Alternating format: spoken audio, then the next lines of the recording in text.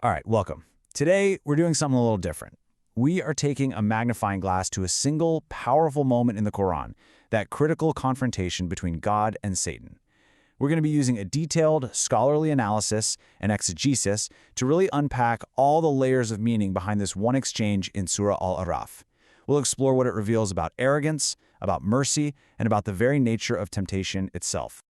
So here's our roadmap. We're going to break this down into 5 parts. First, we'll look at the verse that kicks this whole thing off. Then, we'll get into the really interesting distinction between the fall of Adam and the fall of Satan. They're not the same. After that, we'll tackle a really tough question. Why on earth was Satan granted his request for more time?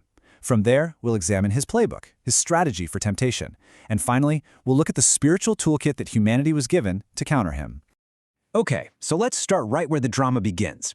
This first section is all about that foundational verse. It's the divine command that follows Satan's monumental act of arrogance, and it sets the stage for the cosmic struggle that really defines the entire human story. Everything we're talking about today is grounded in this specific scholarly text. And as you can see, the author immediately zeroes in on the one verse that acts as the linchpin for this whole theological discussion. And here it is, the command. After Iblis, totally consumed by his pride, refuses to bow to Adam, God's response is immediate and absolute. Descend from it. This is our ground zero, and this verse is just packed with meaning. You have the order to descend, you have the reason for it, arrogance, and you have the immediate crushing consequence, to become one of the debased. Now, the key Arabic word here is hubut. It means descent. But what exactly kind of descent are we talking about? This is a really important question that the author dives into right away, because how you interpret hubut changes everything about how you understand this event and what comes next. So there are a couple of ways to look at this. One interpretation sees this hubut as a literal physical fall, being cast down from a high place like paradise. But the author of our source text makes a powerful case for a second, much more devastating meaning, that this was a metaphorical fall, a complete collapse from a high spiritual rank, a fall from grace, a total severing of his closeness to the divine. And that difference between a physical fall and a spiritual fall becomes absolutely critical in our second section. Because here, the author draws this amazing contrast between Satan's descent and Adam's descent, and in doing so, reveals a really profound truth about divine mercy.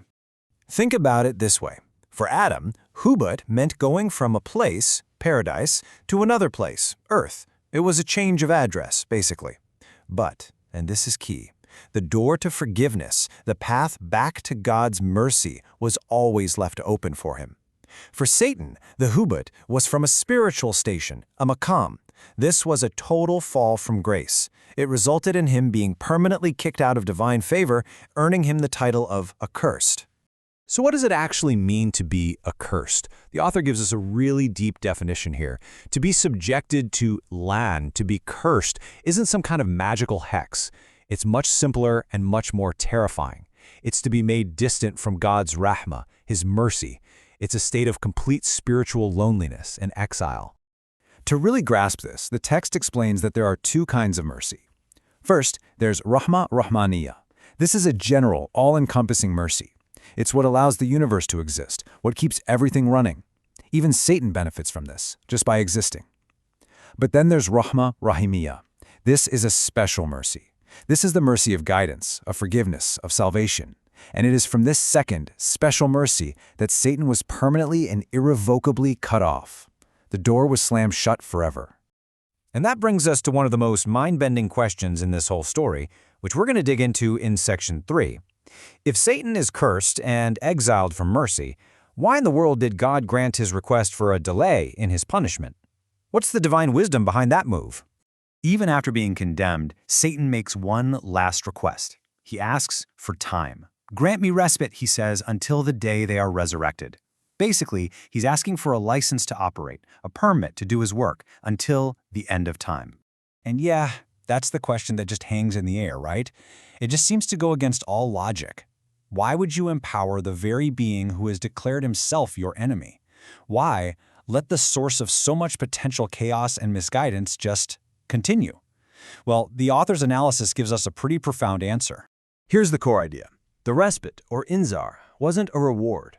It wasn't God doing Satan a favor. Not at all. It was actually an affirmation of a system that was already in place. The existence of a tempter, of an adversary, is a necessary part of the divine system of testing for humanity. It's through this test, this trial, that we exercise our free will and ultimately determine our spiritual destiny. And the proof for this, according to the author, isn't just a matter of philosophy. It's right there in the text, in the very specific, very subtle language of God's response to Satan's request. You have to look really closely at the grammar here. Satan asks in the singular, anzirni, grant me respite. It's a personal, direct request.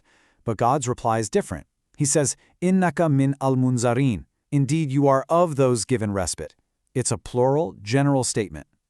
The author argues this is a huge deal. God isn't saying, fine, I'll grant your wish. He's saying, you now fit into a category that already exists in my system, the category of beings who are given respite as part of the grand test. It's not a concession, it's a classification.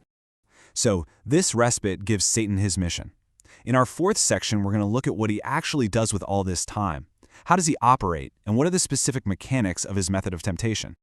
The Quran uses a really specific word for Satan's MO, waswasa. It means whispering. And that's exactly what it is. It's not force, it's not coercion, it's a subtle, insidious suggestion. It's like planting a tiny seed of doubt, a whisper of greed, or a hint of despair right into a person's heart and mind. And here, he lays out his battle plan in his own words. He vows to lie in wait for humanity on God's straight path. The language here is all-encompassing, from before them and from behind them and on their right and on their left. This means he'll attack from every conceivable angle, making us anxious about the future, making us regret the past, making us doubt our good intentions, and making our sins look attractive. But, and honestly, this might be the most crucial point in the whole analysis. Satan's power, his walaya or dominion, is not absolute. He can't make anyone do anything. His authority is entirely conditional. It only works on those who, using their own free will, decide to listen to his whisper and turn their back on God's guidance. As the author stresses here, the entire system is built on choice. Satan's role is simply to invite, to suggest, to tempt. He can never force the issue. And that puts the responsibility for our actions right back on us. Which brings us to our final and most empowering section. If Satan has a mission and a method, what about us? What's our defense? Well, the author concludes by laying out this incredible, divinely installed toolkit that humanity possesses for this very conflict. So, Satan whispers, but God calls. And according to this text, God's call comes through three distinct but harmonious channels. First, you have the call of aql, or reason. That's your internal compass, your ability to think logically and tell truth from falsehood. Second, there's the call of fitra, which is our innate, built-in nature that is naturally inclined toward goodness and recognizes its creator. And third, to back up these internal guides, you have the external call of the prophets, who bring down revelation to confirm and clarify what our reason and our nature already senses true. So really, the human experience is framed here as a constant choice.